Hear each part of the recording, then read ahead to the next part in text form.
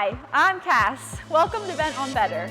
If you watched our dorsiflexion video and are still having knee pain, and also watched the favorite video and still having knee pain, there's a chance your pain could be coming from your patellofemoral joint, otherwise known as your kneecap. Today we're going to go over testing to figure out if that's the cause, ways you can fix it, and some exercises to help strengthen your legs. Some things you may need is a place to sit, a foam roller, a stick roller, or a rolling pin. Let's get started. One way to determine if your pain is coming from the patellofemoral joint or your kneecap is to do knee extension testing. So I'm going to have Nick seated here on the bench and we're going to go through some knee extension. So from this position, you're going to straighten the knee and then let it bend. Good. Coming back up, we'll go through this 3 times. So as Nick is doing this, his kneecap is tracking up and down along his femur or his thigh bone there. As it moves, it compresses in that joint. So if you're having pain with this test, that may mean you have a problem with your patellofemoral joint. Are you having any pain with that, Nick? No. No? No, neither. Okay, so another thing we can try is adding some resistance to the knee extension. So same thing from this position, you're going to be kicking your leg up. I'm going to be applying some resistance to your tibia here. So go ahead and straighten the leg. Good, and then let it bend. And then kick up again. Good. Yeah, all right, so that hurts a little bit. Starting to create pain. We'll go one more time. Good. And you're feeling that where?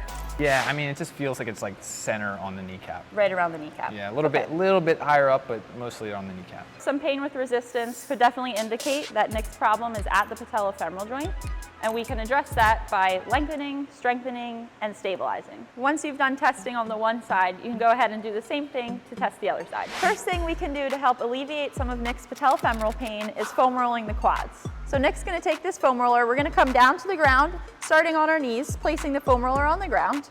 You're going to bring your hands above that foam roller, placing your right quad on the roller. Left leg can come out to the side to help support you. And then using your arms also to help support, you want to think about bracing through the core so that we keep a nice flat back there. And then using your arms and that left leg, helping guide yourself going up and down on the foam roller. As you're going through that, scanning to see if any points of pain arise. And if you find one point that feels particularly tender, what you can do, staying over that point, and then going through some knee flexion and extension. So bending that knee, bringing the heel towards your glute, and then straightening it. So that doesn't hurt my knee, but yeah. Man, is that intense on my quad. Yeah. If rolling out on one single leg feels a little too intense or painful, you can try doing a double leg foam roller. So setting up in the similar position, but you're gonna lie both quads against the foam roller. Same thing, bracing through the core to keep that back flat, and then just using your upper body to help roll you back and forth on the foam roller. If you're doing the double leg foam roller, don't worry about bending and straightening the leg like we did for single leg. Here, just focus on rolling up and down on the foam roller. If getting into that position to foam roll your quads on the ground is uncomfortable, get rid of it. You can use a stick roller or a rolling pin. When using a stick roller to roll out your quads, you're going to come into a seated position here. You're going to take the stick roller and then you're going to start with it down by your knee. And as you roll, so you're going to apply some pressure and pull up towards the hip, and then less pressure as you go down, coming back towards the knee, and then applying that pressure to come back up. In this position, you can apply as much pressure as feels comfortable for you. Next thing we can do to address your patellofemoral pain is start to mobilize the kneecap there. So what you're going to do is find both ends of the kneecap. So using your hand, placing your thumb and your pointer finger on either side of the kneecap there. And then what we want to do is start shifting it back and forth, so from left to right. As you push to each side, think about the resistance that you're feeling. Pushing up until that resistance hits, and then you'll go the other way. If you notice that one side has a little bit more resistance than the other, then you might want to focus on shifting the kneecap in that direction. Okay. Yeah, my pushing out feels a little bit more restricted than going in. So what you would do then is do a few extra pushes out there to push up against that outside part of the knee. Another way we can try to mobilize the kneecap is to track it up and down. So for this one, you're going to try to find the top and the bottom part of your kneecap there. Good. And then here, you're going to think of pushing up towards your hip and then down towards the ankle. Same thing, trying to think about the resistance that you're feeling on either end. And if one feels more resisted than the other, then spend a little extra time mobilizing in that direction. So lastly, we're gonna work on diagonal lines here.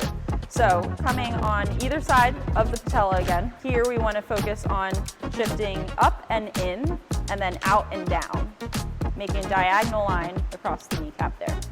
Again, continuing to think about the resistance that you're getting on either side.